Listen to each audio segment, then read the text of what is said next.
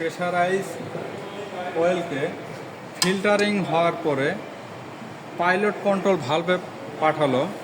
Pilot control ভালভে পাঠানোর পরে ওখানের কার্যক্রম ওখানে থাকলো। একটা প্রেশার নির্দিষ্ট প্রেশার পাইলট কন্ট্রোল ভালভে বজায় রাখার পরে বাকিটা আবার ট্যাঙ্কিতে সরাসরি ফেরত দিল।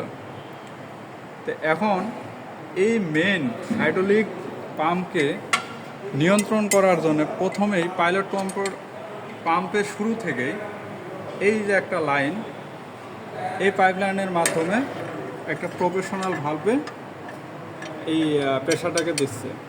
এই প্রেশার আবার করতেছি কি, এখান থেকে দুটা লাইন আউট হচ্ছে, এই প্রফেশনাল ভালভ থেকে দুটা লাইন আউট হয়ে একটা এই যে সোয়াস প্লেটের অ্যাঙ্গেলকে এই রিটার্ন করার জন্যে, ঠিক আছে, এইখানে এক নম্বর বা পাম্পের যে দুটা সেকশন, একটা সেকশনের জন্য এই পাশের একটা সেকশন, আবার এখানে এই যে আরেকটা লাইন আছে, এই লাইনে এটা আরেকটা পাম্পের সেকশনে সোয়াস প্লেটের অ্যাঙ্গেলের রিটার্ন করার জন্য এখানে একটা লাইন দিছে। ইঞ্জিনের আরপিএম যখন বাড়ায়, ঠিক আছে, আরও কিছু কার্যক্রম আছে যেটা আমি স্টপ করে নেব। এখানে হাইড্রোলিক যে পাম্প, হাইড্রোলিক পাম্পের দুটা সেকশন আছে। দুটা সেকশনের জন্য হাইড্রোলিক পাম্পের যে প্লেট, ভালভ প্লেট, এই ভালভ প্লেটের মাঝখানে এই হাইড্রোলিক ট্যাঙ্ক থেকে এই যে দেখা যাচ্ছে নিচ থেকে সংযুক্ত একই প্লেটের সাথে দুইটা পাম্পের ইনপুট আউটপুট যুক্ত করা, ঠিক আছে, যার ফলে এখান থেকে পাম্প হাইড্রোলিক নিচ্ছে এবং কি প্রেশার রাইজ হাইড্রোলিক এই দুটা পাইপলাইনের মাধ্যমে হাইড্রোলিক কন্ট্রোল ভালভে প্রেরণ করছে এবং হাইড্রোলিক কন্ট্রোল ভালভে একটা নির্দিষ্ট প্রেশার ধরে রেখে পিআরবির মাধ্যমে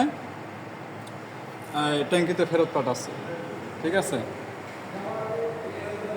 আর এই পাইলট পাম্প আর ব্রেক এবং স্টিয়ারিং পাম্প পরিচালনার জন্য এই যে এই ইনলাইন থেকে হাইড্রোলিকের ইনলাইন থেকে আরও দুটা পাইপলাইনের মাধ্যমে, একটা হলো